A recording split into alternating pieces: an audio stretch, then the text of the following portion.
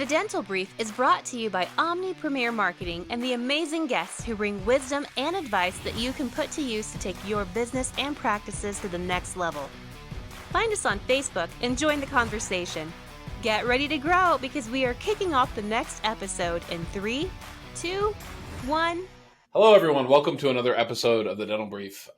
Have a terrific guest for today's show. So glad that he's taken the time to meet with us. Always a pleasure when a doctor comes on the show to share with other doctors to help build us up. Dr. Bedi, say hello to everyone. Hi, everyone. Thank you for hosting me, Patrick. I'm glad to be here with you. Yeah, and I can't wait for you to share today. It's going to be fantastic. Hope this gets a lot of reach. You are the founder and partner of Bedi Dental Group, correct? Yeah. So let's kind of go back to the beginning. Tell me, how did you become a dentist? What made you want to become a dentist? That's a great question. I often get asked that. So, traditionally, what I'd say, I grew up in India, and I always liked working and creating things with my hand. And at a very, very early age, I'd say right out of high school, is when I went to dental school, only because, in Europe and a lot of Asia, you don't have to go to college to go to dental school. And so I was a dentist pretty much at the age of maybe 21. And I always wanted to pursue and get better at still this image of creating things and changing people's lives. And that's why prosthetic dentistry really appealed to me. And I applied to various colleges, and then I chose to come to Tufts to get my prosthodontic training with the intention of returning back and practicing in India after it finished. However, I think my blind spot after I finished my program led me to kind of make a decision to go back and pursue graduate dentistry to get my basic dental degree at Tufts in itself, after which, I pursued a career in academia for a good 8 years. Okay. And then from then, I slowly delved into private practice as time went by. Yeah, and so you've taken it to a next level. Clearly, there's a lot of challenges that you went through in private practice, challenges that you see a lot of dentists going through that I'm sure led you to form the Bedi Dental Group. Let's talk about what are some of those challenges that you're seeing dentists and even, especially prosthodontists. What kind of challenges do you see them having out there in today's markets? So that's a great question, Patrick. And I think that if I could answer this question, it almost looks like a two-parter to me. One is the high-level 50,000-foot philosophically, what got us to start the group that I started, Bedi Dental Group. And then what I'd say are challenges that I'd say at the local level. So if I may address this at two levels, I tell you that for being in practice for myself for a good 5 years, the first challenge that I really saw for myself was that how most dentistry gets practiced on planet Earth, let alone right now. I'm not talking about the local climate with inflationary pressures or consolidation. But at a very high level, what I'd say is most dentistry that I realize that gets practiced is very transitional, transactional kind of dentistry, very opposite of how they teach you to work with patients at dental school, where patients come in, you spend time gathering information, getting to know a little bit about themselves and telling them with all that happens. So I thought that was a big part of the challenge, because as time went on and I started practicing, as a prosthodontist, I saw a lot of cases that got referred to me. And what I realized is a lot of patients that saw me and needed a lot of dentistry already had a lot of dentistry done. And what I attributed it to was that if somebody had taken a strategic outlook to these patients in the beginning, would they need all this care that they're getting right now? Then the other challenge that I absolutely saw was communication as being a huge part of a challenge. And what I mean by communication is, how do you get patients to understand as to what's going on for them so that they can choose more for themselves and not live in this world where they want to oversee stuff that's going on for them that might create bigger challenges. So that, in essence, was a two-parter for me that said that if we can work on seeing patients in the beginning and getting to know more about them and wanting to be seen that way and spending time in communicating to them as to what's going on for themselves, we could absolutely create a way that we could serve patients so that in the long haul, 10 years from now, 20 years from now, they don't get to see a person like me and get a whole overdue of stuff. Mm-hmm. So they're proactive about it. And that's what got us to start Bedi Dental Group in the beginning. Yeah, that's now. Go ahead. Sorry. Yeah, so that was the larger strategic part on why this group got started and how it's evolved into a doctor-led dental partnership. But that as an aside, if you told me today what I think is not plaguing, but change is constant, right? And you have to embrace change or you get left behind. So I think that in general to your change, there's a huge change in just landscape that's occurring right now. And what I mean by that is the biggest change in landscape is that consolidation of dental practices is on the go. It's happening. It's here to stay. It's not going to go away anytime soon. And what's happening with that is that, you know, basically a lot of people today are looking, dentists coming out today, people looking for jobs, as in the past, are looking to join these larger groups for many reasons. Number one, it gives them a career path. It gives a lot of doctors the ability to practice dentistry without the managerial headache. And it also, in many ways, these larger groups have deeper pockets, so it provides people securities. I talk to a lot of associates today, and they always say, hey, listen, some of these larger groups are attractive. They can give me guaranteed salaries.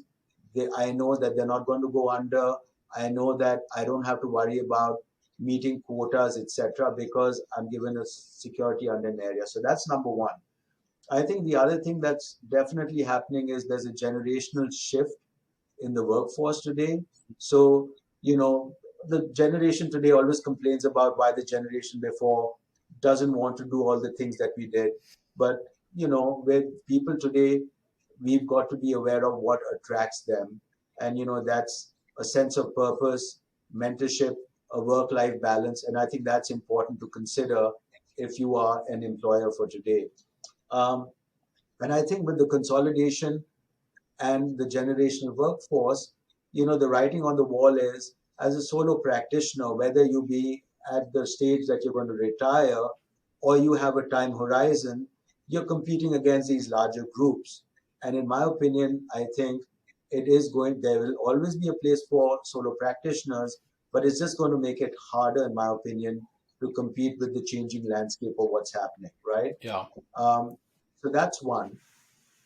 If I had to go on, I mean, I could list a couple or more, but top of mind is that I think recruiting is a challenge definitely today, whether it would be a result of what COVID did with people wanting to stay out of the workforce that led to the Great Resignation. Yep. And, you know, today everybody's clamoring for dental hygienists, so as to speak. Like, how do we find these people to fulfill our patients who need dental cleanings? So recruiting as whole is a challenge. I think inflation has also played a number in our world in more than one way. It definitely has affected mergers and acquisitions with interest rates going up. But the other thing at a local level is because all of a sudden, to keep up with inflation, salaries have gone up. A lot of dentists, in order to retain hygienists and other staff, have broken the ceiling on what they're willing to pay out of desperation to keep these people on in their practices, and makes logical sense. Yeah. But at the same point in time, there has to be some kind of logic on how you manage your P&L and run a healthy business, because guess what? Along with all of that, from your dental reimbursements, the reimbursements aren't going up. Right. The reimbursements are shrinking. Right. So you're fighting an equation where what you are getting for services are going down, but what you're paying to provide those services are going up. Yeah. And as that gap decreases, that can get a lot of people into a dangerous area to operate a business, because all businesses need to make a certain amount of profit. Yeah. I think I've multiple times upset some dentists and some of the bigger online groups when they talk about the types of problems that they have. And I always have this comment that's reoccurring over and over and over again that, hey, these are problems that affect all businesses. These are problems that affect all entrepreneurs. I think dentists tend to easily get isolated, like a lot of business owners do. And I think that they think a lot of these problems that they have are unique to dentistry or to owning a practice, when they're not. They're every business has these types of problems. So I think them being aware of that actually helps them not feel as isolated and realize that there are some things that they can do to overcome these. There isn't an industry that I'm aware of that doesn't have this problem of basically their margins, right? You call them reimbursements, but they're margins that are shrinking, right? I mean, a margin on a television 20 years ago on an 80-inch screen was $2,000. Now you can buy that TV for $500. Clearly their margin shrunk significantly, right? Doesn't this happen basically with every product and service on the planet? Yeah, Yeah. it does. I totally agree with you, Patrick.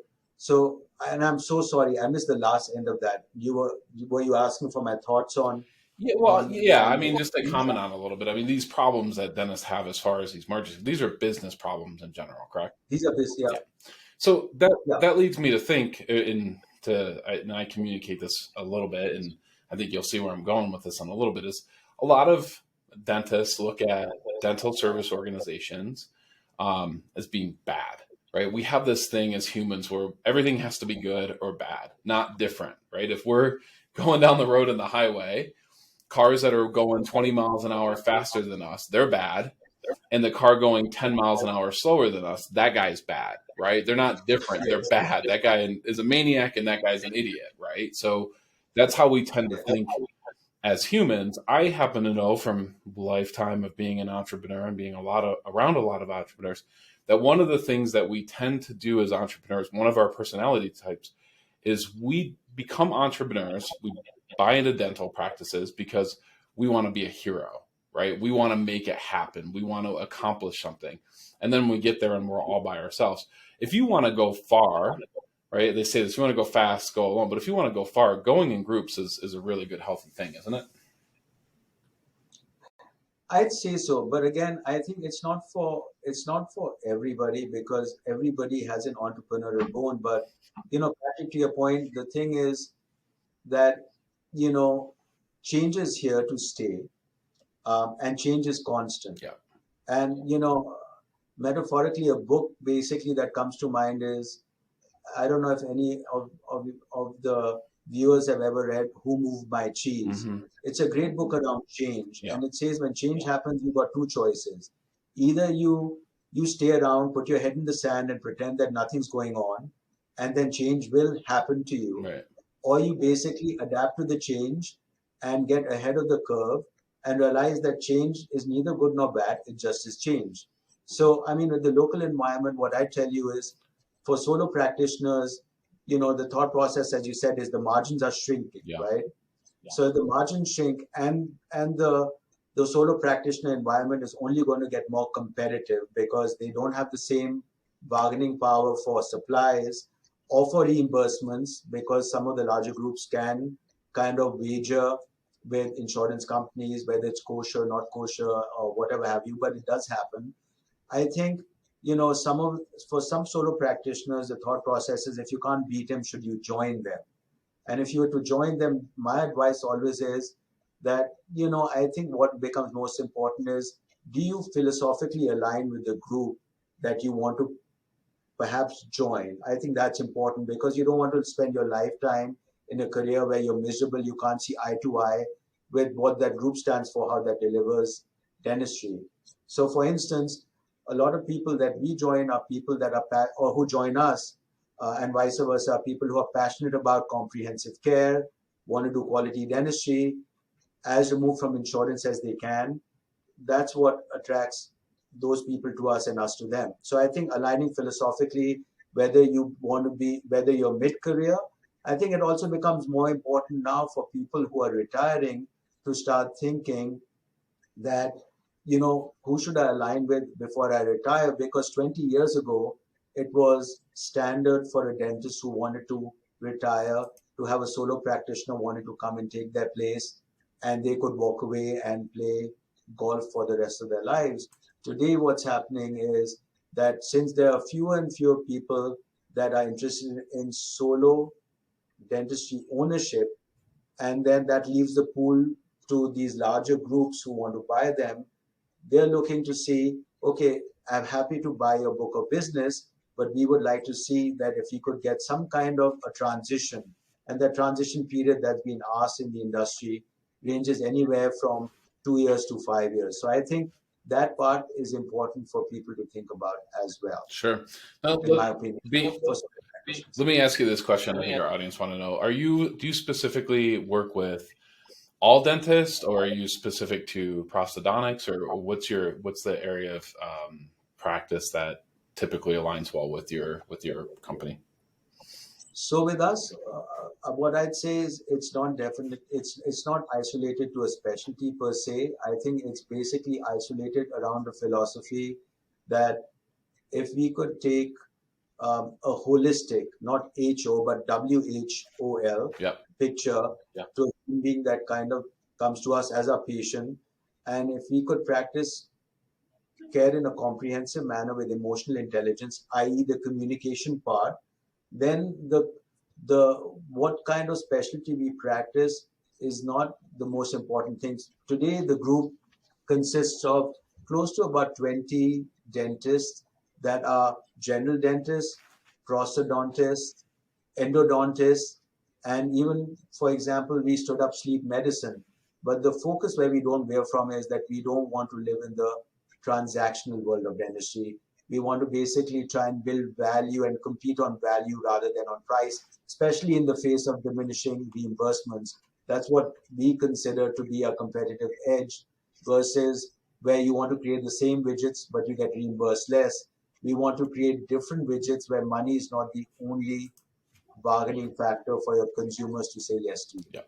Yeah. So if you're considering to invite our audience to check out your website, it's BediDentalGroup.com. We'll have the link on social. We'll have it on our website as well. So by all means, I want the audience to check it out. Something to consider too is, when if you're considering trying to find some help in building a better business for yourself, certainly reach out to Dr. Bedi. And not every company is right for everybody, but the way that you kind of figure that out and discover that is seeing what they offer, what's different about them, and seeing if it might be a fit for you. And you might find out it's not a fit for you, and that's okay too. Dr. Bedi, I want to thank you so much for taking the time to share with us. I really appreciate it. Patrick, thank you so much. It was my pleasure. And thank you for having me on your show.